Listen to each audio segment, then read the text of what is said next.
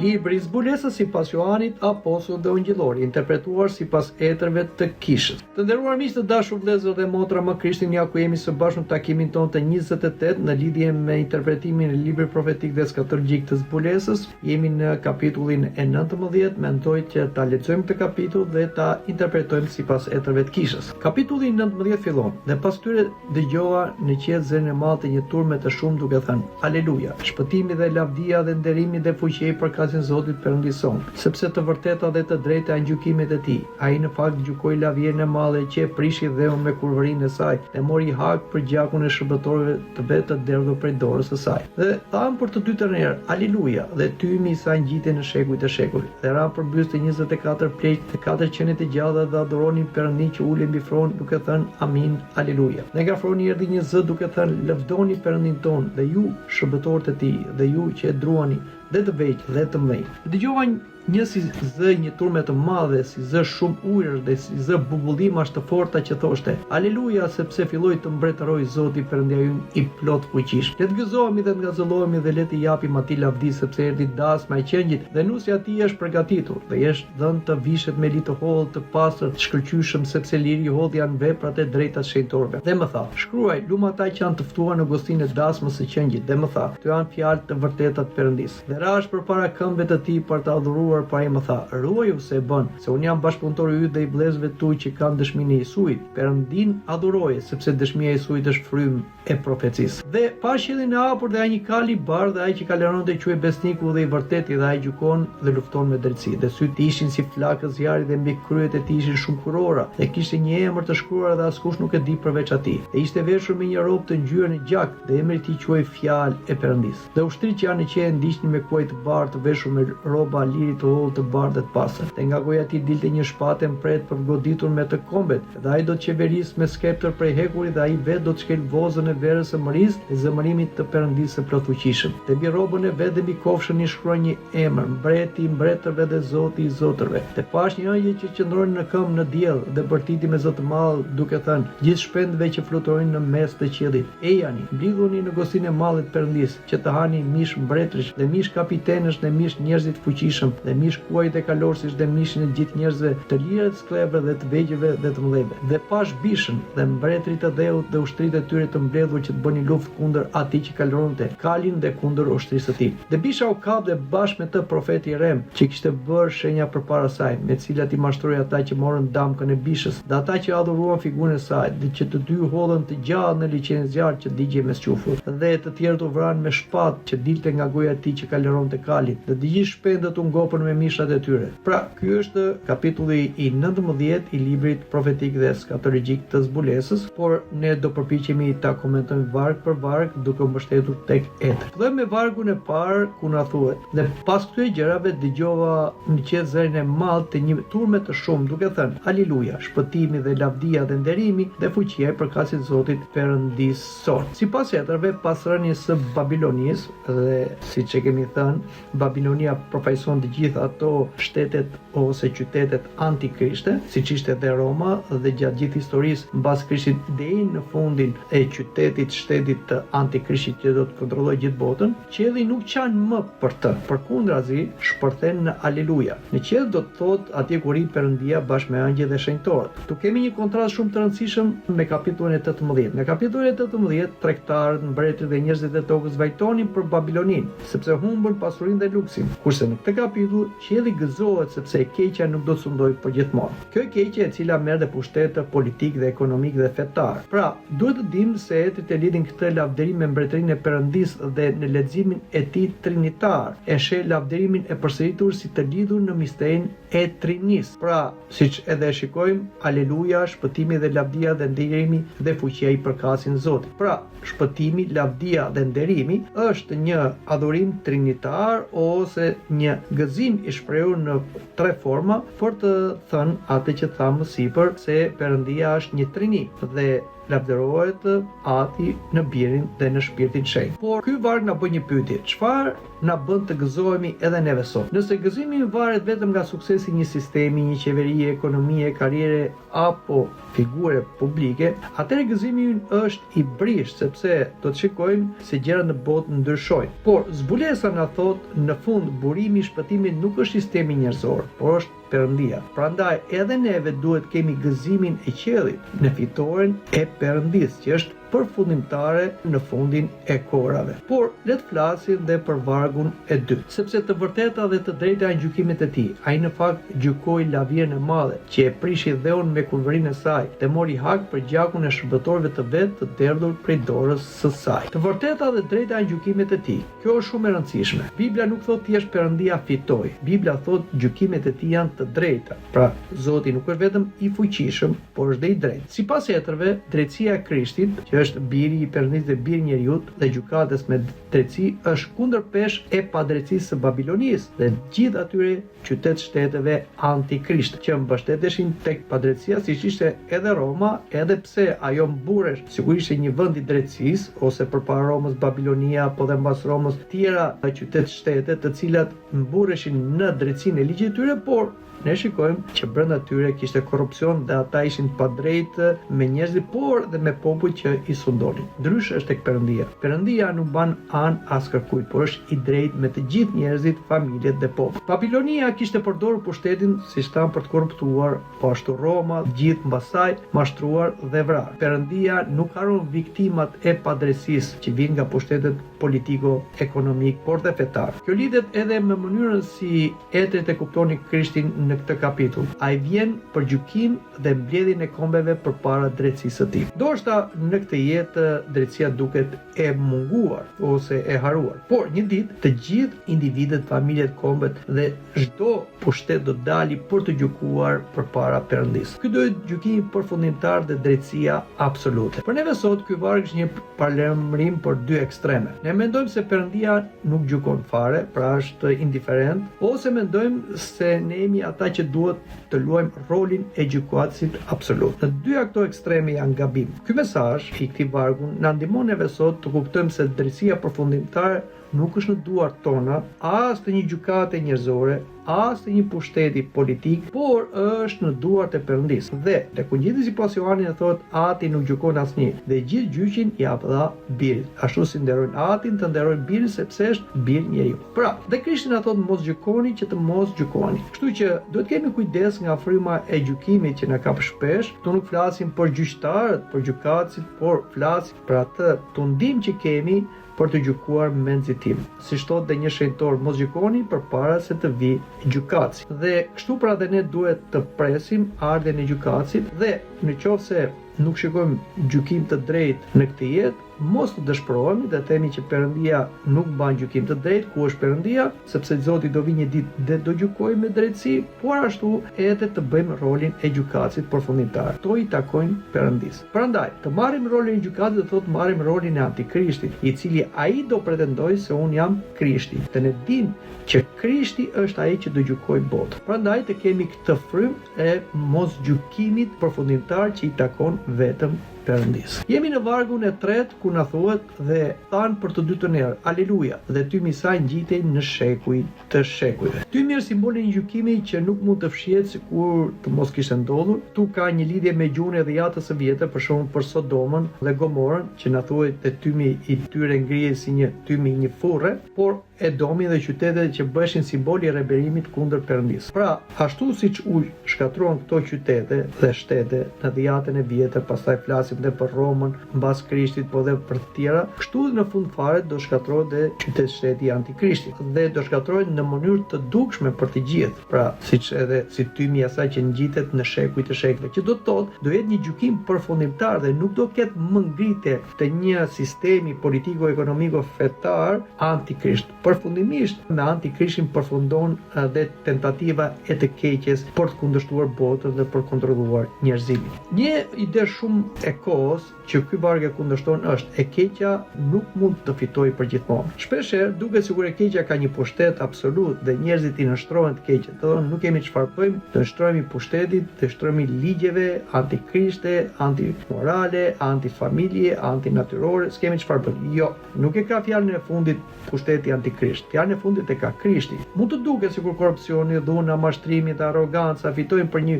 kohë, por nuk është një kohë infinit. Zbulesa e sheh historinë nga fundi dhe thot e keqja ka një afat. Prandaj dhe këndojmë Aleluja, lavdi Zotit. Jemi në vargun e 4 dhe në vargun e 4 lexojmë: dhe ran përmbyrsi 24 pleqë dhe të 4 qenie të gjalla dhe adhuruan Perëndin që ulej mbi front duke thënë Amin, Aleluja. Pleqët përfaqësojnë në mënyrë simbolike popullin e Perëndis në plotësinë e tij, pra e kemi komentuar këtë, janë 12 përfaqësuesit e dhjatës së vjetër, të profetëve dhe 12 apostujt që lidhen shpesh me 12 fiset e Izraelit. 4 qenie të gjalla lidhen me fronin që rrin rreth Perëndis dhe që mbajnë fronin e Perëndis dhe me krimin që jep lavdi Perëndis, sepse këto 4 qenie të gjalla, siç e kemi komentuar, kanë fytyrën e njeriut, kanë fytyrën e një luani, demi dhe të shqiponjës. Pra, që të thonë që Perëndia është zotrues në qiell dhe në tokë mbi të gjitha krijesat qiellore, toksore, angjëllore dhe njerëzore. Në qiell askush nuk konkuron për lavdi. Të gjitha kthehen tek durimi, tek Perëndia. Prandaj themi Amin, ashtu bëf, Aleluja. Vazhdojmë dhe lexojmë në vargun e 5, ku na thuhet: dhe nga froni erdhi një zë duke thënë: lëvdoni Perëndin ton, gjithë ju shërbëtorët e tij dhe ju që e druani dhe të vegjëlit dhe të mëdhenj. Këtu kemi diçka interesante, nuk bëhet dallim i madh, i vogël, i fuqishëm, i dobët. Të gjithë thirrën të lëvdojnë Perëndin. Si thuhet aty, dhe nga foshnjat ke ruajtur lavdi. Pra, edhe një foshnjë, pavarësisht se nuk ka një vetëdije, ajo në frym e kupton Perëndin, e ndjen Perëndin dhe lavdëron Perëndin. Madje kur Krishti hyri në ditën e dafinave, hyri në Jeruzalem, ishin foshnjat e gjirit që i dhanë lavdi, duke thënë Ozana më të larta, i bekuar është ai që vjen në emrin e Zotit. Këtë nuk e thanë të rriturit, këtë nuk e thanë skripët, nuk e thanë farisejt, nuk e thanë priftërin, pavarësisht se ata kishin dije, por e thanë foshnjat e gjirit. Kështu që të gjithë i japin lavdi Zotit, edhe ai që ka një vetdije, po ai që nuk ka vetdije, sepse Shpirti i Shenjtë e nxit gjithë krijesën për të adhuruar Perëndin. Dhe flasim për krijesën që nuk i rikundra Perëndis. Prandaj edhe sot në një kulturë që na mëson se vlera jote përcaktohet nga pozita jote, zbulesa na tregon diçka të kundërt. Vlera e njeriu nuk përcaktohet nga mallështia e tij në sistemin njerëzor, por vlera e njeriu përcaktohet nga ai që është krijuar sipas ikonës Perëndis dhe përpara Perëndis nuk ka statuse njerëzore që bëjnë pengesa në marrëdhënie shoqërore në këtë botë, por të gjithë janë të barabartë përpara Zotit dhe të gjithë i nështrohen pushtetit Perëndis dhe adhurojnë atë, pavarësisht moshës, pavarësisht dijes, pavarësisht pushtetit dhe statusit që ata kanë. Të gjithë absolutisht adhurojnë Perëndin. Madje edhe ata që nuk e duan Perëndin, një ditë do ta adhurojnë Perëndin. Çfarë thuhet atje në shkrimin e shenjtë? Çdo gjuhë do rrëfejë Jezu Krishti Zot për lavdi të Perëndis dhe çdo gjuhë do të nështrohet, do t'i porulet atyre që janë në qiell, në tokë dhe në nën tokë. Gjithçka do t'i nështrohet Perëndis. Duan apo s'duan, do ta adhurojnë atë.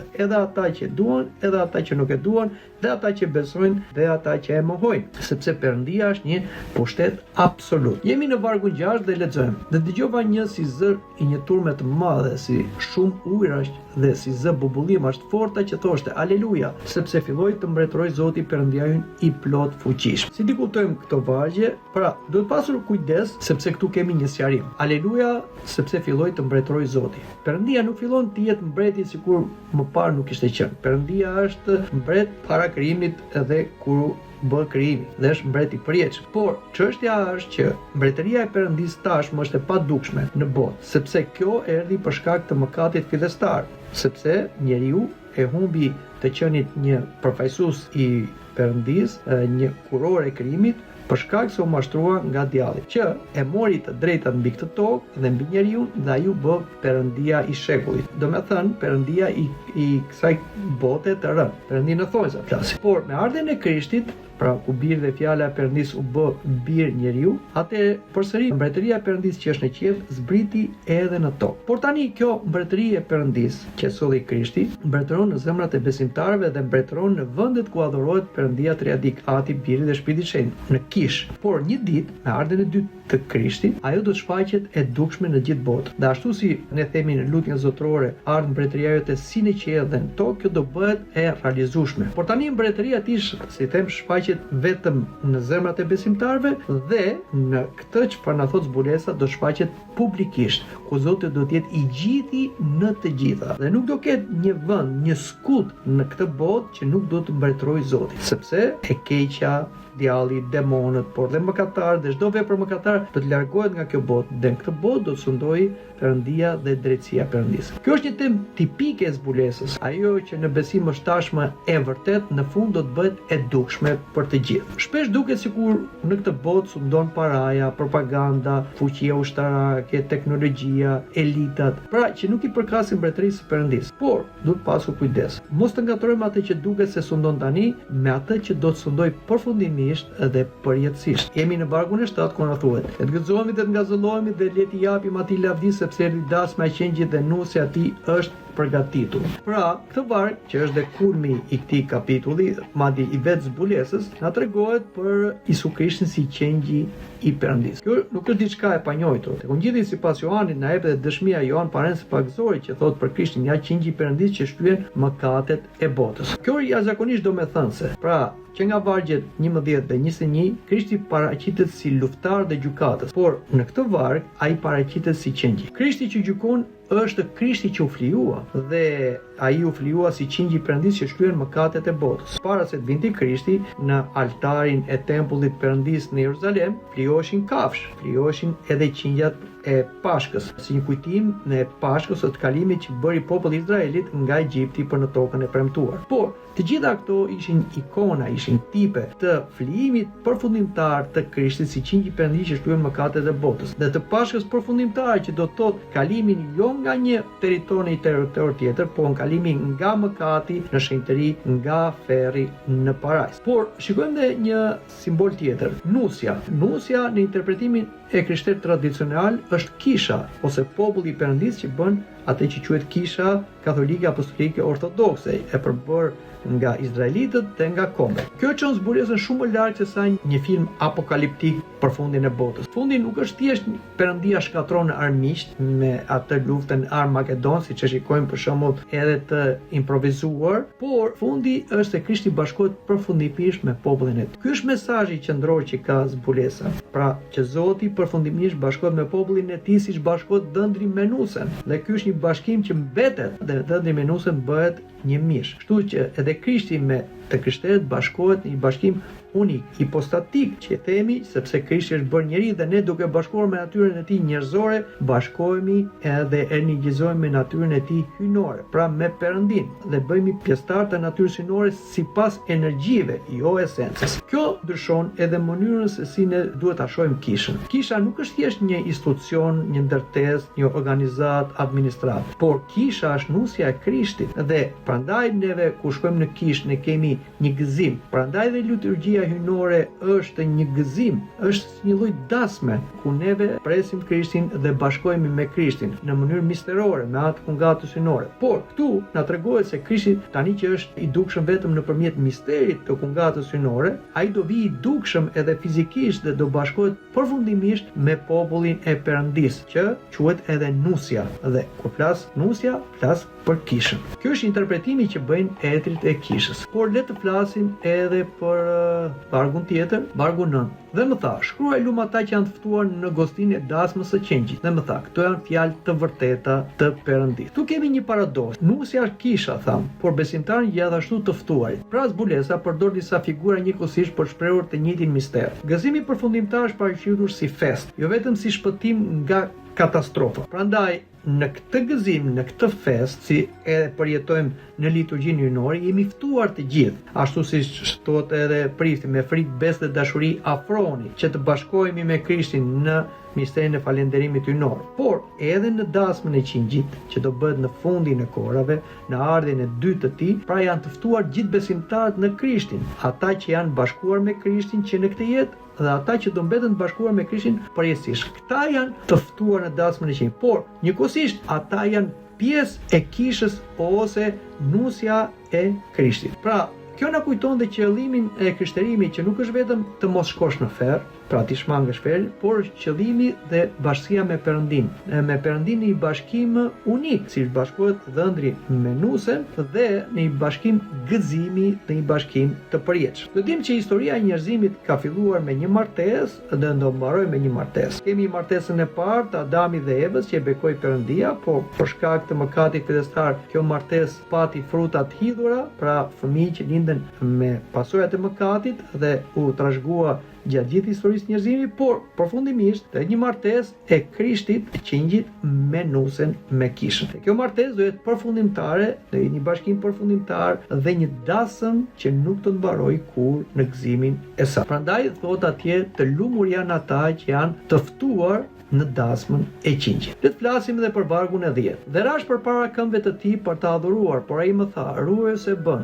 Unë jam bashkëshërbëtori yt, si dhe i vëllezërve tu që kanë dëshminë e Isuit. Perëndin adhuroje, sepse dëshmia e Isuit është frymë e profecisë." Si ti kuptojmë këtë varg? Tashmë të gjithë këto informacion, Shën Johani apostull dhe ungjillor, po i merrte në vegim nga një angjëll i fuqishëm. Por kemi në këtë varg që angjëlli i shqetësuar ndalon Shën Johani apostull ungjillor, i cili ra te këmbët e angjëllit në një formë nderimi. Patjetër që nuk mund të themi se apostulli gaboi që ai adhuroi një angjëll, por do të them ndjeshmërinë e angjëllit që nuk mund pranoj adhurimin që i takon vetëm Perëndisë. Kjo është shumë e rëndësishme. Fatkeqësisht sot njerëzit thonë shumë herë fjalën adhuroj.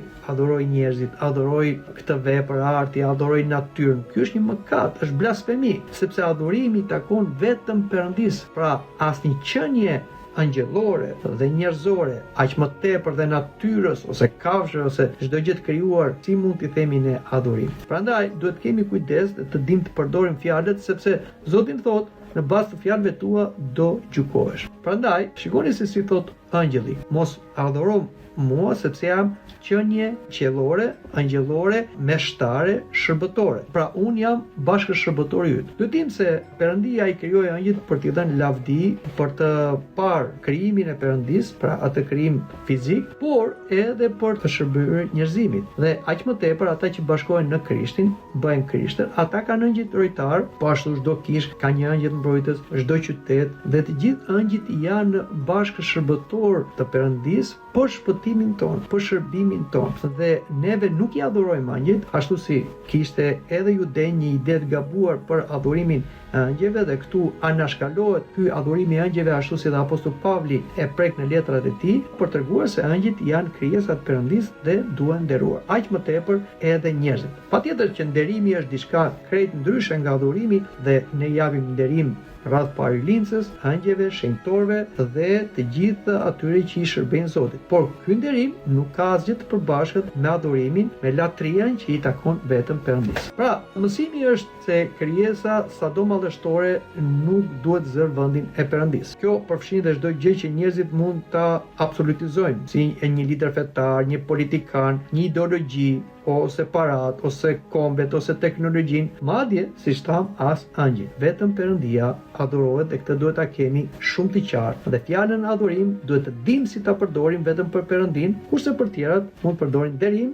ose më pëlqen dhe diçka tjetër, por jo kur unë adhuroj. Jemi në vargun 11. Dhe pash jetën e hapur dhe një kal i bardhë, dhe ai që kaleronte quhet besniku dhe i vërteti, dhe ai gjykon dhe lufton me drejtësi. Tash i fillon skena e dytë e madhe, kret papritur shfaqet një kalorës me pushtet, me fuqi dhe del një pyetje: kush është ky kalorsi? Gjithë etrit e kishës janë të njëjtin mendim dhe unanimisht ata thonë, siç është tradita krishtere, që është Zoti Jezu Krisht që vjen në mbretërinë e tij me ushtrit qiellore për të luftuar përfundimisht me bishën dhe me gënjeshtrat e saj. Ai quhet besniku dhe i vërteti. Nuk quhet si pushtetar dhe të pasurit e kësaj bote, i suksesshëm, i fuqishëm, i pasur, dominant, por besnik dhe i vërteti. Emërtimi i Zotit Jezu Krisht si besnik dhe i vërtet nuk është hera e parë që e shikojmë, e kemi parë dhe herë të tjera si besnik dhe herë të tjera si vërtet. Për shembull, që nga vëllëdhimi i parë, pam se Krishti quhet besnik. Për shembull tek Zbulesa kapitulli kapitulli 1 vargu 5, dhe nga Isu Krishti dëshmitari besnik i paralinduri prej së vdekur. Po ashtu emërtimi i tij i si vërtet. E kemi tek Vulesa 3:7, këto thot shenjti i vërtetit. E shikojmë dhe në pasazhe tjera emërtimin e Krishtit si vërtet dhe besnik, dhe në letrën e drejtuar angjëllit të Laodices dhe angjëllit të Kishës dhe Laodices shkruaj, to thot ai që është Amin, dëshmitari besnik dhe i vërtet, fillimi i krijimit Perëndis. Pra, Krishti është besnik dhe i vërtet. Besnik sepse i qëndroi besnik vullnetit hynor, por dhe i vërtet sepse tha fjalën e vërtet Perëndis. E tha dhe e bëri. Dhe ai gjykon dhe lufton me drejtësi. Kjo dallon Krishtin nga fuqitë e botës. Bota shpesh lufton për territor, pasuri, hakmarrje, dominim. Krishti lufton me drejtësi dhe për të vërtetën. Të na e thotë dhe profeti Isaia, i dashuri i tij do qëndrojë në frikë nga Zoti dhe nuk do të gjykojë nga pamje. Nuk do të jap vendime sipas fjalëve që thuhen, por do të gjykojë të varfrit me drejtësi dhe të marrë vendime të drejta për njerëzit e përulur të vendit. Do ta godas vendin me shufrën e gojës së tij dhe me frymën e buzëve të tij do ta bërë të vdes pa besin. Drejtësia do të jetë brezi i tij dhe besnikëria brezi i anëve të tij. Vazhdojmë të lexojmë në vargun 12 ku na thuhet: Dhe sytë e tij ishin si flak zjarri dhe mbi kryet e tij ishin shumë kurora, dhe kishte një emër të shkruar që askush nuk e di përveç atij. Në kapitullin e parë të zbulesës, sytë e Krishtit tashmë përshkruhen me këtë gjuhë. Flaka tregon depërtimin e shikimit të tij. Njeriu mund të mashtrojë njerëzit, gjykatat, mediat, historinë, por nuk mund të mashtrojë Krishtin, sepse ai është Perëndi dhe njeri, dhe është i kudo ndodhur dhe është gjykatës me drejtësi. Kështu që ai ka aftësinë të shikojë të gjitha, jo vetëm veprimet, por mendimet dhe motivet. Prandaj,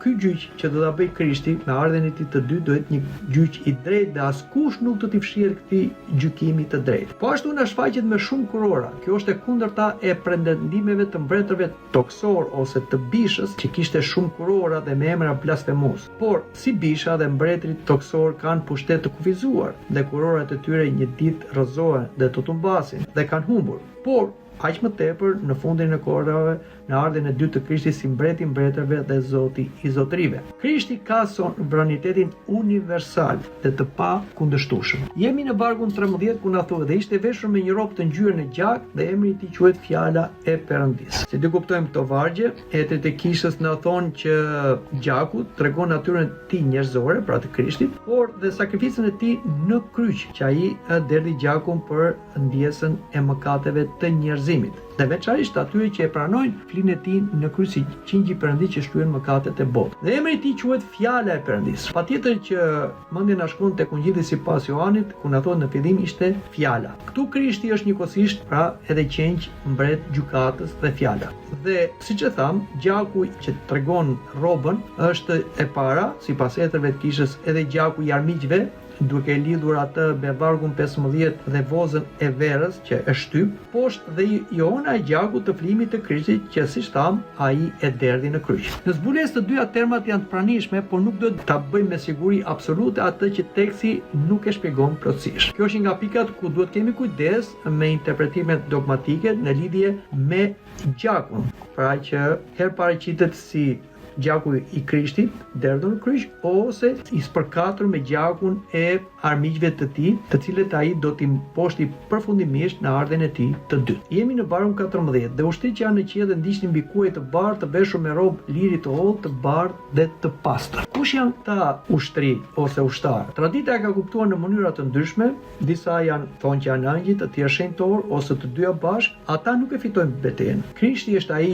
që lufton. Kjo është thelbësore. Ushtria vetëm e ndjek. Pra, mund të themi se Krishti nuk ka nevojë për ushtar që të fitojë një betejë, ai e lufton dhe fiton luftën vet, sepse është i gjithë pushtetshëm. Prandaj, kjo është kundër ides se neve njerëzit do ta ndërtojmë mbretërinë e Perëndis me forcat tona. Zbulesa na paraqit Kishën si fuqinë që e mposht botën, pra Krishti është fitimtari, sepse ai lufton dhe fiton. Jemi në vargun 15 dhe nga goja e tij dilte një shpatë mpret për të goditur me të kombet, dhe ai do të qeverisë me skeptër prehekuri dhe ai vetë do të shkel vozën e verës së mërisë së zemërimit Perëndis së plot fuqishëm. Pra, kjo është një nga figurat më të fuqishme të kapitullit. Nga goja e tij dilte një shpatë mpret. Shpata nuk del nga dora, si zakonisht, po del nga goja. Pra, arma kryesore e Krishtit është fjala e tij. Ai nuk ka nevojë, siç tham, për arsenal njerëzor, aq edhe angjëllor. Do të qeverisë me skeptër prej hekuri. Kjo lidhet me psalmin e dytë. Krishti pra është Mesia që sundon me skeptër hekur I kombet.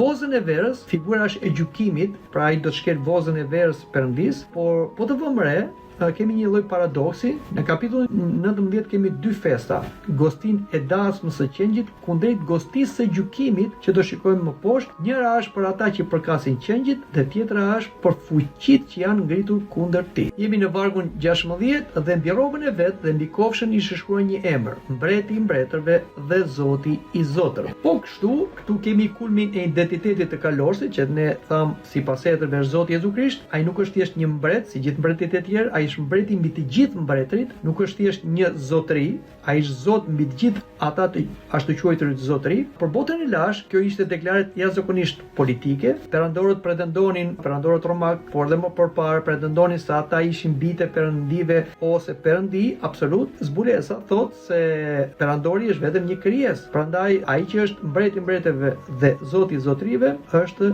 Isu Krisht. Kjo ishte arsyeja që dhe krishterimi u kundërshtua nga perandorët romak, sepse ata e shikonin krishterimin një rivalitet dhe Krishtin po ashtu, sepse kërkonin të hyjnizonin veten e tyre dhe nuk mund ta pranonin dot se si një person tjetër, një njeri tjetër aq më tepër I kryqëzuar të quhet Zot. Por ja që krishterimi fitoi e mposhti perandorinë romake dhe gjithë perandoritë të tjera që ata kanë pretenduar se janë zotër, por që në të vërtetë janë thjesht krijesa që kanë kaluar si gjithë njerëzit e tjerë. Aq më tepër dhe antikrishti që do pretendojë se janë Krishti dhe ai do të humbi përfundimisht, sepse mbreti I mbretërve dhe Zoti I zotërive është vetëm Zoti Jezu Krisht. Çdo sistem që thot askush nuk mund më gjykoj, libri I zbulesës dhe sipas këtij vargu përgjigjet: ekziston një autoritet më I lartë se çdo pushtet njerëzor, që siç thash është Zoti Jezu Krisht që cilësohet mbreti I mbretërve dhe Zoti I zotërve. Vazhdojmë të lexojmë vargjet më poshtë, jemi në vargun 17 dhe 18 dhe pash një angjël që qëndronte në këmbë në diell dhe përtiti me zë të madh duke thënë: gjithë shpendëve që fluturojnë në mes të qiellit, ejani, mblidhuni në gostinë e madhe të Perëndis, që të hani mish mbretësh dhe mish kapitenësh dhe mish njerëzit fuqishëm dhe mish kuajsh dhe kalorësit dhe mishin e gjithë njerëzve, të lirëve dhe të sklevrave dhe të vegjëlve dhe të mëdhenjve. Pra, siç e thamë më përpara, tashmë po na flitet për një tjetër gosti, por këtu gjua bëhet shumë e dhunshme. Shpeshët janë thirrur nga angjëlli që ri në diell, domethënë që do të shikohet dhe dëgjohet nga të gjithë, dhe urdhri I tij I jepet pendëve, të cilët janë grabiqar, dhe ata thirren që të ulen në tokë dhe të hanë mishin e mbretërve, komandantëve, njerëzve të fuqishëm, të lirëve, sklevrave, të mëdhenjve, të vegjëlve. Po pse kjo gjuhë kaq e ashpër, dhe aq më tepër në këtë gosti, në thonjza? Kjo është gjuhë profetike apokaliptike. Ajo e përmbys hierarkinë njerëzore. Në jetën normale, mbreti hanët në një tryezë të artë dhe në fund është sklavi që ha te këmbët e mbretit ose ato mbeturinat. Pra, në këtë gosti të fundit të gjykimit Perëndis, mbreti dhe sklavi janë të barabartë përpara gjykimit Perëndis. Ashtu siç themi, dhe te shërbesa e varrimit nuk ka më mbretër dhe sklever nuk ka më të pasur dhe të varfër, të gjithë janë një përpara vdekjes, aq më tepër përpara gjykimit Perëndis. Ky mesazh për neve sot është një nga mesazhet më të forta sociale, sepse pasuria, posti, ushtria dhe statusi nuk të bëjnë paprekshëm. Pavarësisht se njerëzit që I kanë këto mendojnë se janë paprekshëm, përvoja ka vërtetuar të kundërtën, se ata një ditë do t'i lënë të gjitha, vdekja do t'i azgjësojë të gjitha ato çfarë ata pretendonin, por aq më tepër kur të shkojnë përpara gjyqit Perëndis nuk do të kenë asnjë përfitim nga posti ose pasuria ose statusi që ata kishin në botën e përkohshme. Jemi në vargun 19 ku na thuhet dhe pash bishën dhe mbretërit e dheu dhe ushtritë e tyre të mbledhura që bënin luftë kundër atij që kaloronte kalin dhe kundër ushtrisë së tij. Pra, si ta kuptojmë bishën? Ky varg na çon te kapitulli 13 dhe 16. Bisha nuk është thjesht një përbindësh fantastik. Bisha, siç na thot edhe interpretimi I jetrave, po siç na thot dhe zbulesa, është dhe një person. Para se shfaqet ky person,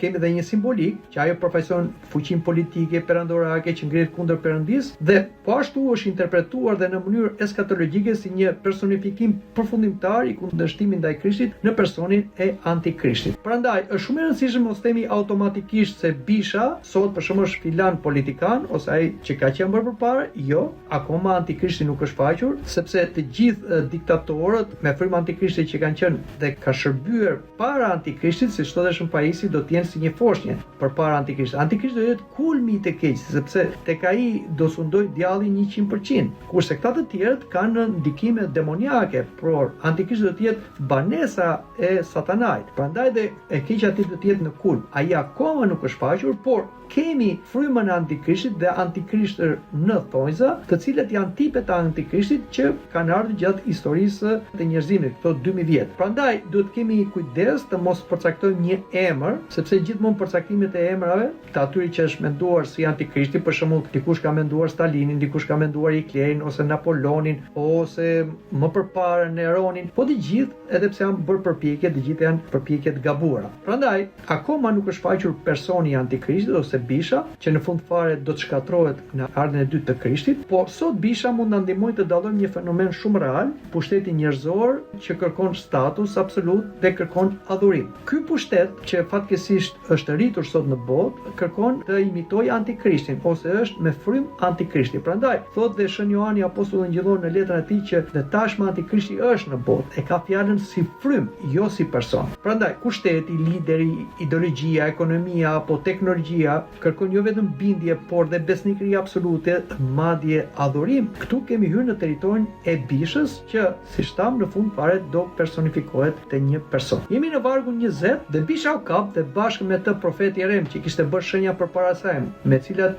i mashtroi ata që morën damkën e Bishës dhe ata që adhuruan figurën e saj, që të dy u hollën të gjallë në liçin e zjarrit që digjet mes qufut. Pra, Bisha u kap bashkë me profetin Jerem. Kemi dy figura, Bisha, pushteti që dominon, që do personifikohet në Antikrishtin, dhe profeti Jerem janë fuqirat fetare, liderët fetar që mashtronin dhe justifikojnë Bishën me koncepte fetare. Prandaj kemi këtu dy personazhe dhe kjo e bën interesante sepse e keqja nuk funksionon vetëm me dhunë, por ajo ka nevojë dhe për propagandë, mashtrim, narrativ dhe të jetë legjitime edhe në emër të Zotit. Pra këtu kemi profetët e Rem, fetë e Reme ose herezit, që fatkeqësisht janë me tepri, si dhe Krishti paralajmëroi që do vinë shumë profetë Rem. Profeti i Rem bin njerëzit që ta adhurojnë Bishën. Kjo është jashtëzakonisht absolute, prandaj një sistem i padrejtë nuk mbahet vetëm me armë. Duhet dikush të thotë njerëzve, ky sistem është i mirë, ky lider është i pagabushëm, kjo padrejti është e nevojshme, mos e vini në dyshim, dhe këtu ndihmon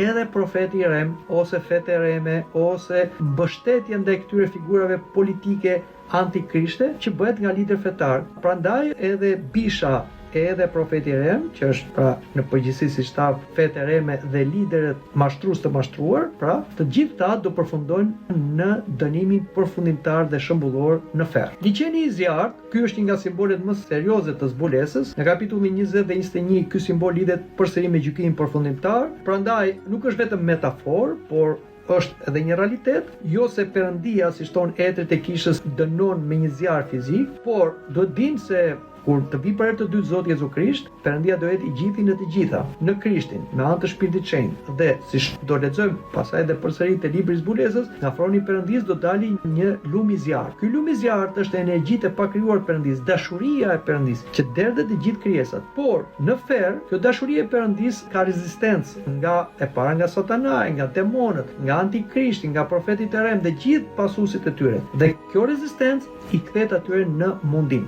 Pra, etrit e Kirë na thonë, jo se në ferr mungon dashuria e Perëndis. Zoti nuk urren asnjë krijesë, sepse Zoti është i papasionshëm, Zoti është dashuri, por kjo dashuri e Perëndis për dikë që do Perëndin kthehet në gëzim, lumturi, për dikë që urren Perëndin do kthehet në mundim. Jemi në vargu 21, vargu i fundit na thotë, dhe të tjerë do vra me shpatë që ditle nga goja e atij që kaleronte kalin dhe gjithë shpendët u ngopën me mishat e tyre. Ktu përfundon vargu 21 kapitullit të 11. Shikoni që Krishti nuk ka nevojë për armë, siç përdorin zakonisht luftëtarët në betejë, por ai i vret armiqtë e tij me shpatën që dilte nga goja e tij. Çfarë është kjo shpatë? Shpata që dilte nga goja e tij është fjala e tij që gjykon. Krishti ka thënë që fjala që kam thënë unë, ajo do t'ju gjykoj. Dhe njeriu do gjykohet edhe nga fjalët që ka thënë ai, që janë ose korrespondojnë me fjalët e Krishtit bashkë me veprat tona. Kështu që duhet të jemi kujdesshëm edhe në një këndvështrim tjetër, sepse ka të krishterë që lexojnë kapitullin kryesisht si një përshkrim të një betejë fizike të ardhshme, që quhet Arm Makedon, ose të tjerët e shikojnë thjesht figura simbolike apokaliptike të fitoresë së Krishtit mbi fuqinë e së keqes. Vetë historia e interpretimit të zbulesës tregon një shëmbullshmëri të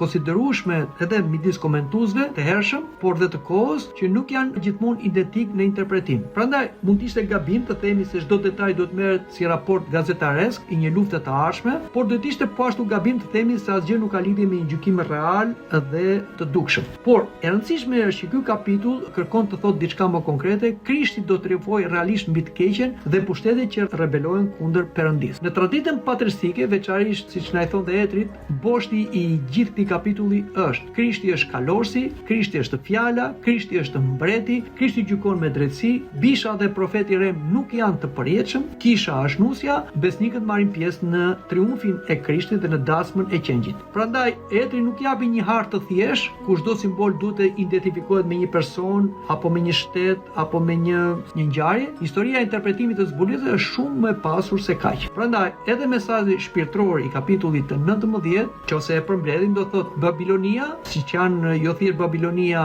para Krishtit, por të gjithë qytet-shtetet antikrishte me firma antikrishte, Roma dhe më poshtë në histori se Roma dhe të gjithë deri në kohën e sotme, dhe në fund me qytet-shtetin e antikrishtit mund të duken pamposhtur, por do të bien. Pushteti i bishës mund të duket absolut, por ka kufi. Mashtrimi i profetit të Rem, të feve të reme, herezive, liderëve fetar mund të jenë shumë bindës, por e vërteta zbulohet në fund. Krishti thjesht nuk është një mësues, ai është mbreti. Fjala e Krishtit është më e fuqishme se shpata e çdo perandorie. Kisha nuk është destinuar për martesë me sistemin e botës, por për bashkim me qingjin, dhe historia nuk përfundon me triumfin e së keqes, por me triumfin e qingjit. Kjo pra është, mund të themi, dhe përmbledhja e gjithë kapitullit të 19. Po si e rëndësishme është pikërisht arsyeja pse qingji dhe kalorsi janë i njëjti Krisht dhe janë në një kapitull. Pra ai që u flijua në kapitullin e 5 që themi në librin e zbulesës, është ai që vjen si mbret në kapitullin e 19. Pra zbulesa nuk paraqet dy krishtër, por një krisht të butë dhe një krisht të dhunshëm,